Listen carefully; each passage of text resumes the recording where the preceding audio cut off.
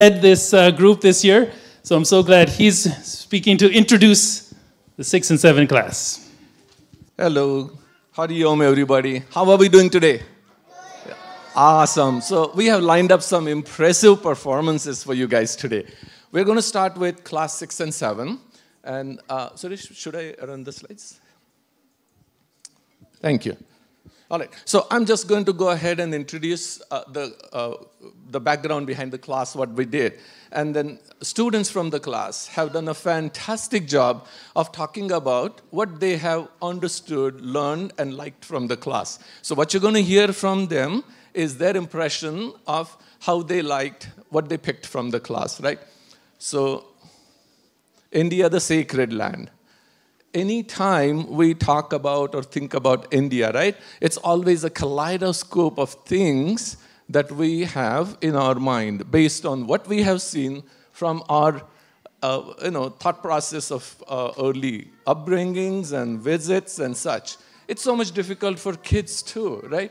So for this slide, what you're seeing is the first part of the syllabus that we have covered, including the starting of India's early civilization. And then we did the next part, which was more about talking about the British Raj and India's struggle for independence and multiple revolutions and everything that helped India to be what it is today.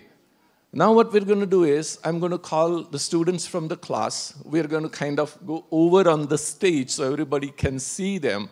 And then I'm going to call each person from the list, and hopefully I will try to run the slides too so that you know the names of people and such. And then each student is going to talk about their learnings, what they liked from the class, and so on and so forth.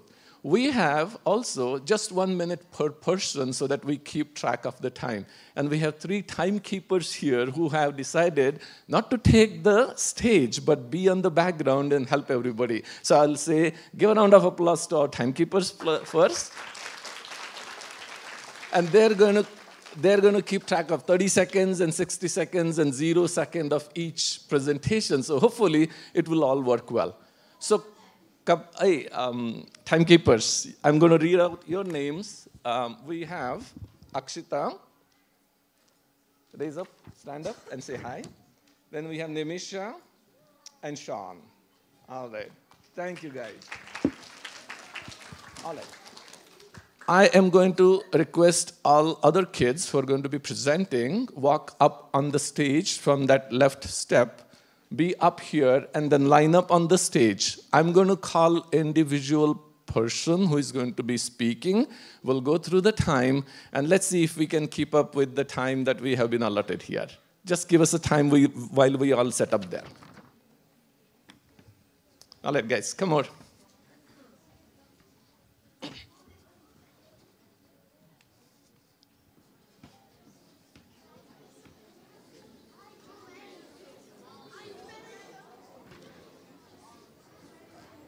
Hari Om. There is a recording going on from the overhead camera, and we will make it available to everyone. So our request is just enjoy the show instead of trying to record everything. You'll get a much better sound, much better video with our recording, and we will make it available to everyone.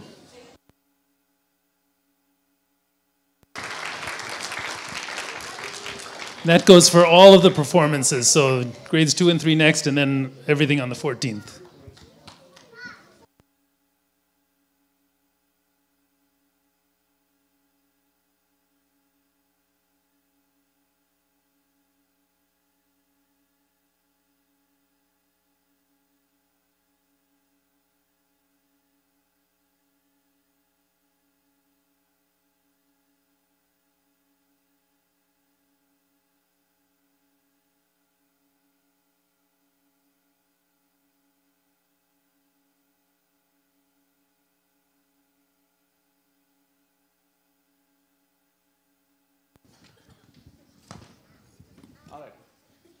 Hari Om. All right, everybody ready? Awesome. We're going to start. The first topic is Guru Nanak Ji, and we're going to start with Vienna. Please, go ahead. And pass the mic as I call the names. There are multiple mics on that side too. Yeah, go ahead. Okay. Guru Nanak was the first founder of Sikhism. He was the first of the 10 Sikh gurus. His birthday is celebrated as Guru Purab. He taught the message of Ik Onkar, one God. His words are called Shabda. Guru Nanak emphasized bhakti. He described living a life of truthfulness, self-control, and purity. His teachings are practiced in 3 ways. 1. Van Shako, sharing with others and helping those in need. 2. Gurut Guru, work honestly. 3. Nam Jabo, reciting God's name and meditating to feel his presence. Meher. Today I will be telling a short story about Guru Nanak called Guru Nanak's disappearance. Every morning, Guru Nanak got up early and took a bath in the river. One day, Guru Nanak's friend, Mardana, was sitting by the river watching his friend prepare to bathe as usual, finally seeing him dip his head into the river. A long time passed. Suddenly, Mardana noticed that Guru Nanak had not come out of the river. He ran to the bank, calling Guru Nanak's name, but did not hear a reply. Mardana was worried and called upon the people of the village, who searched the river all morning. But they found no sign of Guru Nanak. Finally, they went back to the village, believing Guru Nanak had drowned. Only Mardana and Guru Nanak's sister sadly waited. The next day, there was still nothing. But amazingly, on the 3rd day of his disappearance, without surprise, Guru Nanak came back out of the river alive and well. Many gathered at the bank, watching as Guru Nanak sat silently. He could not explain to them about what he had experienced when he had been gone, but while underwater, he had a vision of God's presence where he was given a task. Thank you. Sia is going to talk about Kabir now. Kabir Das, born in 1398, was a mystic poet, musician, artist, and was considered one of the most important saints of Hinduism. His poems were simple and spiritual in nature and expressed in a Hindu vernacular that often grabbed the reader's attention. Kabir's poetry and power were both well respected by many Hindus, Muslims, and Sikhs alike, and his work stood as a metaphorical bridge between the 3 religions. Although he was never formally educated, he was a master at expressing the world's spiritual needs in a few lines of poetry. Kabir's work represented love, God, the true soul, and the path of bhakti. Today, Kabir's poetry is read all over the world and is endeared by all. Swaraj is now going to talk about the Tukaram, Saint Tukaram. Saint Tukaram Maharaj was a 17th century Marathi Saint Hindu sant, popularly known as Tukarbara, and Tukaba in Maharashtra. Tukaram was born modern-day Maharashtra state of India. His complete name was Tukaram Bhola Ambe. He was born in the year of 1598 or 1608 in a village named Dehu near Pune in Maharashtra, India. He was a saint of Varaki Sampradesh that represents God Vittal, and in Maharashtra, India. Saint Tukaram Maharaj was best known for his devotion poetry called Abhang and community-oriented worship with spiritual songs known as Kirtan. Fantastic. Thank you, Swaraj. The next person is going to talk about Saint Samarth Ramdas. That's going to be Sanvi Gandhi. Hi, my name is Sanvi and I'll be talking about Samarth Ramdas.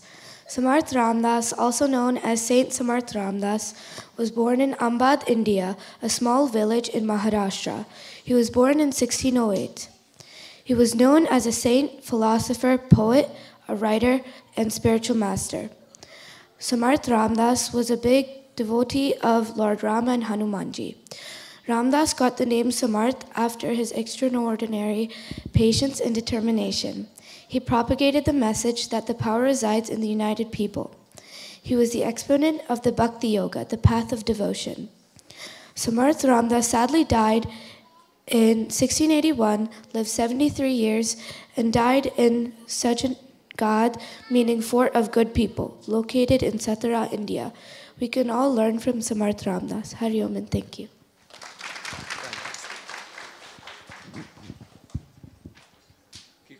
No, maybe. No. You can stand there right in the center. Purandara is a famous Carnatic music composer from Karnataka in South India. He lived from 1470 to 1565. He's often known as the grandfather of Carnatic music. However, before he became a Haridasa, or servant of Lord Hari, he was a wealthy gold merchant. He gave away all of his material riches and became a devotee of God. He created the most popular method of beginner learning in Carnatic music, in which the basic scale Maya Malavagola is the first to be introduced to the student. He is believed to have composed at least 475,000 compositions during his lifetime. Aside from singing devotional songs, Purandara also preached social reforms in his compositions. He was an avid supporter of gender equality and was extremely against the caste system. Overall, Purandara was an important figure in the history of Carnatic music, and his views on society can be seen in his songs.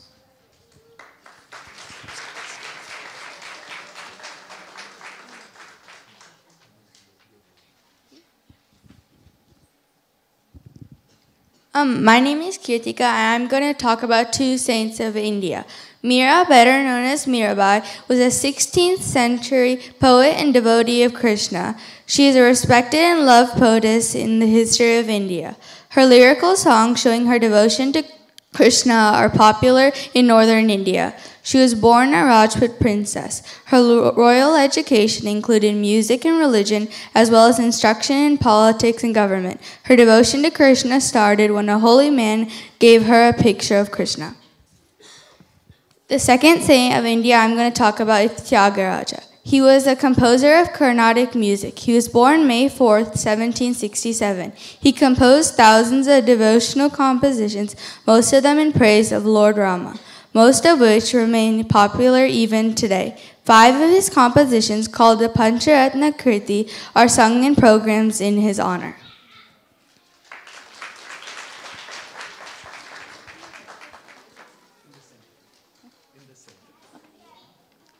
Hari Om.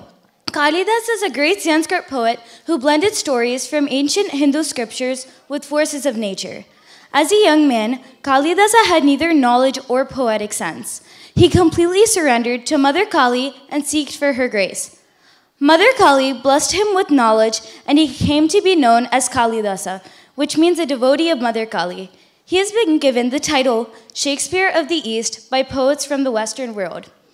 His most popular poetic contributions include Vikramodvashi, Abhignana Shakuntalam, Malvikagni Mitram, Meghadutam, and Raghuvamsam. A great teaching from Kalidasa's story is that Bhagavan's grace will be upon us when we completely surrender to him. I want to end with this quote of Mahakavi Kalidasa. Yesterday is but a dream, tomorrow is only a vision, but today well lived makes every yesterday a dream of happiness and every tomorrow a vision of hope. Thank you so much, Shantanonko, for teaching us. I learned so much. Dhanyavadaha.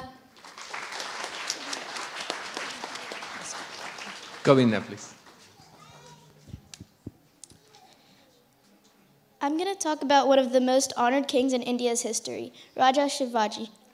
He became powerful and renowned because of his war strategies, the way he treated his people, and because he is the father of the Indian Navy. He and his soldiers had extensive knowledge about the area they were to fight. He respected his subjects' beliefs, and in return, they were loyal. He was also the first king to protect his kingdom from the water, becoming the father of the Indian Navy. But his most well-known feat is his escape from Agra. He pretended to be sick and requested boxes of fruits and sweets to be sent out to the people.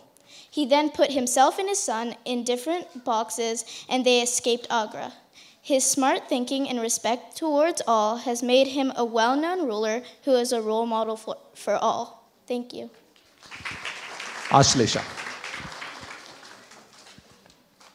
Sri. Yeah, Ashlesha. Hi, I'm going to do British East India Company. The East India Company was founded on December 31st in the 1600s. It started out as an English and later became a British joint stock company. The army had over 260,000 soldiers, over twice the size of the British Army at any time. The company itself was made to exchange goods throughout Europe and Asia. It traded cotton, silk, indigo dye, sugar, salt, spices, and tea. As it was growing, it became more involved in politics and started to use military force. It wasn't soon after that it became a monopoly. And in the early 1620s, the East India Company transported enslaved people from Southeast Asia and India and used them for slave labor. In 1757, the East India Company called war on rival traders and gained power over Mongol. Starting to invade different parts of India, it ruled areas with military force and continuing administrative functions. Soon there were rebellions against the ruling methods, and the company started having troubles with finances. The company was shut down in 1874 as a result of the East India Stock Dividend Redemption Act. Thank you. Sri.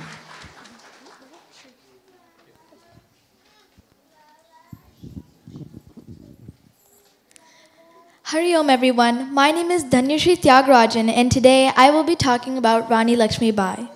Rani Lakshmi Bai was an unforgettable warrior, a legendary figure who was one among the great freedom fighters of India. She was the heroine of the First War of Indian Freedom. Rani Lakshmi Bai was born on the 19th of November 1828 in the town of Varanasi.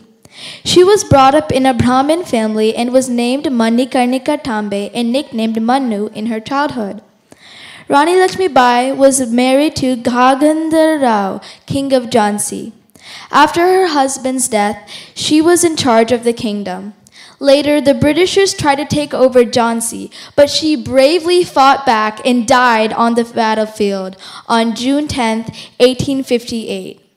Rani Lakshmi Bai is an amazing example of patriotism and national pride. She will always stay in the heart of every Indian. Thank you. Gitika. Hi, I will be talking about Jyotibai and Savitribai Phule. They helped to change social reforms that affected girls, such as child marriage and girls not able to be getting education. They opened the very first school accessible to girls in India. It is still open to this day and now also accepts boys. Kirtana, P. Manjari Vashishta.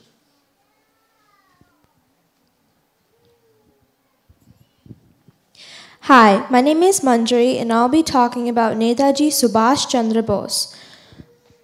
Netaji Subhash Chandra Bose was born on January 23, 1887 in Orissa, India. His parents were Sri Janaki Nath Bose and Srimati Prabhati Bose.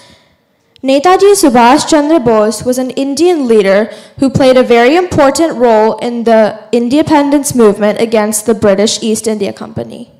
He led the Indian National Force abroad against the Western force in World War II. He was a contemporary to Mahatma Gandhi, and he was also an ally. Sadly, in a plane crash, he died on August 18, 1945. Netaji Subhash Chandra Bose was one of the best freedom fighters for India, and we can learn a lot from him. Thank you.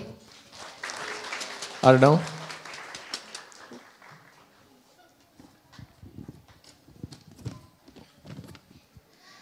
Sardar Vallabhbhai Patel is known as India's Iron Man. He was very determined that India should be unified. Patel was also the first Deputy Prime Minister and Home Minister of India. The Congress wanted India to be unified and all the small princely kingdoms to become one India. The father of the nation, Mahatma Gandhi himself, told him the problem of the states is so difficult that you alone can solve it.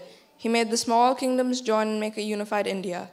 Some of the things we can learn from Sardar Vallabhbhai Patel's life is that we should always be determined, think about the future, and be committed to your goals. The Indian government built the Statue of Unity in his honor, which is the tallest statue in the world. Kirtana.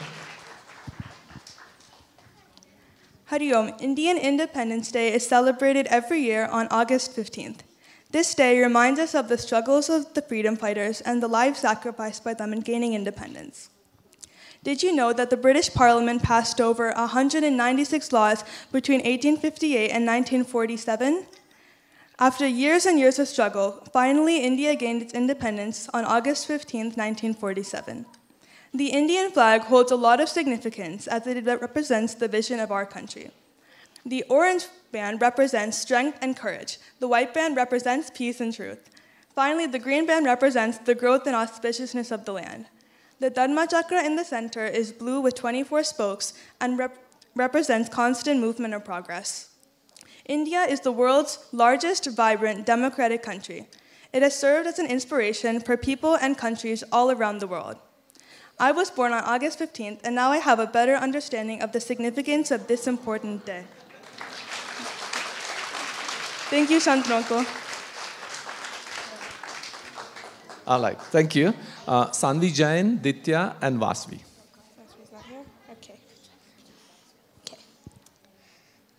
India became a republic in 1950. Celebrated on Jan 26th. Dr. B.R. Ambedkar was the chairman of the committee drafting the Constitution. Republic Day is the day when Constitution of India came into effect. This replaced the Government of India Act 1935, which was the governing act of India, turning the nation into a republic, separate from the British. Thank you. Shravan? Hello, my name is Shravan Jagannathan, and this is the story of one of India's most successful businessmen, Ratan Tata. So I was supposed to do JRD Tata, but by mistake, I did Ratan Tata. Born in Mumbai during the British Raj, he was part of one of the richest families in India. His great-grandfather was Jamsetji Tata, the founder of the Tata Group. His parents would split at a young age, resulting in Tata being raised by his grandmother. He would go to America to study architecture and structural engineering at Cornell University. His first job in the Tata Group would be shoveling stone and working furnaces. He was promoted to management in the 1970s and was tasked with leading national radio and electronics. He was able to turn the company around until it fell in 1977. He was later asked to turn Empress Mills, a failing company, around, but the lack of investment and the textile workers' strike led to the downfall of the company. As JRD Tata stepped down, Ratan Tata was promoted to the chairman of Tata Sons.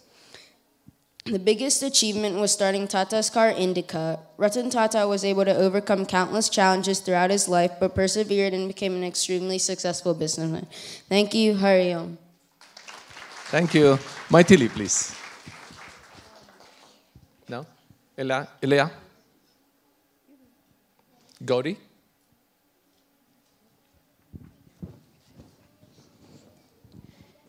Indira Gandhi was an Indian politician who served as third Prime Minister of India from 1966 to 1977 and from 1980 until her assassination in 1984. She was India's first and only Prime Minister who was a woman. She was a great leader as portrayed when she was part of the war with Pakistan for the independence movement on 1971. She also signed a peace treaty with the Soviet Union in 1971 too. Indira Gandhi was the daughter of Jawaharlal Nehru and the mother of Rajiv Gandhi, the sixth Prime Minister of India. She headed a military conflict against China in 1966. Indira Gandhi was a fantastic woman and was an excellent leader. Thank you. Rhythm? Hello, my name is Rhythm Shrivastava, and today I will be talking about Mother Teresa. Mother Teresa, or Agnes Boyashu, was born in North Macedonia in 1910 and joined a community of nuns in Ireland when she was 18. She went to India in 1929 and started teaching in Kolkata. In 1946, she left her teaching job to work with the poor and founded the Missionaries of Charity in 1950. The organization grew quickly, and by the time of her death, it had over 4,000 sisters working in more than 100 countries. Mother Teresa received many awards for humanitarian work, including the Nobel Peace Prize in 1979. She died in Kolkata in 1997 at the age of 87 and was canonized as a saint by the Catholic Church in 2016.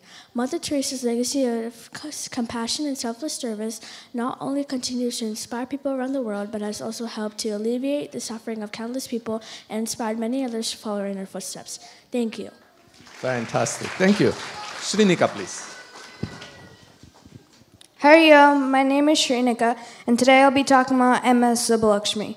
M.S. Subbulakshmi was born on September 16, 1916 in Tamil Nadu.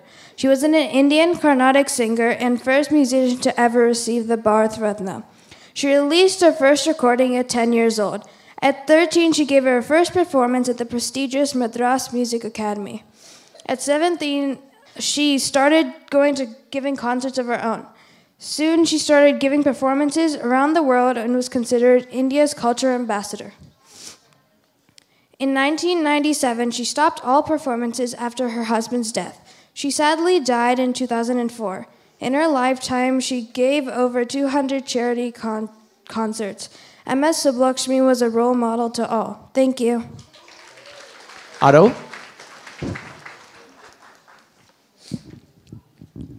Hello, today I'll be talking about Lata Mangeshkar. Lata Mangeshkar was an Indian playback singer and occasional music composer. She was born on September 28, 1929 in Indore, Bharat. She started acting in her father's musical plays at the age of 5. She has sung tens of thousands of songs, mostly in Hindi, but also in several other Indian and foreign languages. In the 1970s and beyond, Lata Mangeshkar performed many concerts in India and around the world. In 2001, she was awarded India's highest civilian honor, the Bharat Ratna. Her contribution to the Indian music industry in a career spanning 8 decades gained her titles such as the Queen of Melody, Nightingale of India, and Voice of the Millennium. On February 6, 2022, she passed away at the age of 92. She is dearly missed by the Indian film industry and the music lovers all over the world. Thank you. Hari Om.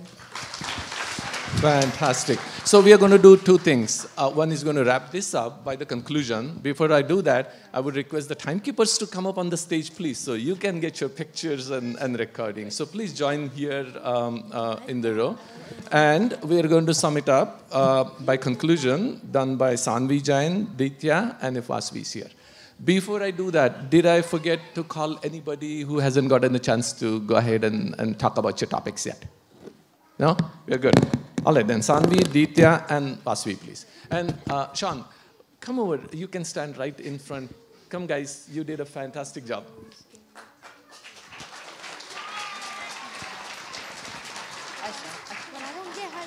All right. The conclusion, please. Sanvi and Ditya.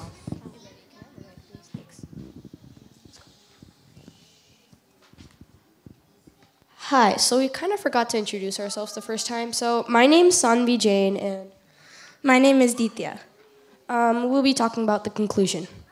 Even though the people of India went into suffering because of many hardships, we came out stronger in the end because of our virtues, teachings, and heritage. The Mahabharata and the Ramayana shaped our beliefs into becoming better people today. This helped shape our country into a better place. Thank you. Fantastic. A big round of applause for the kids. Good job. And my co-teacher, Geetaji, today she wasn't able to be here, but I appreciate her help and assistance in doing this class. So you would have seen India as a kaleidoscope. Impressions that these students have garnered from that class was really invaluable, and I was very happy and blessed to be teaching this class. So kids, you did really amazing. Thank you.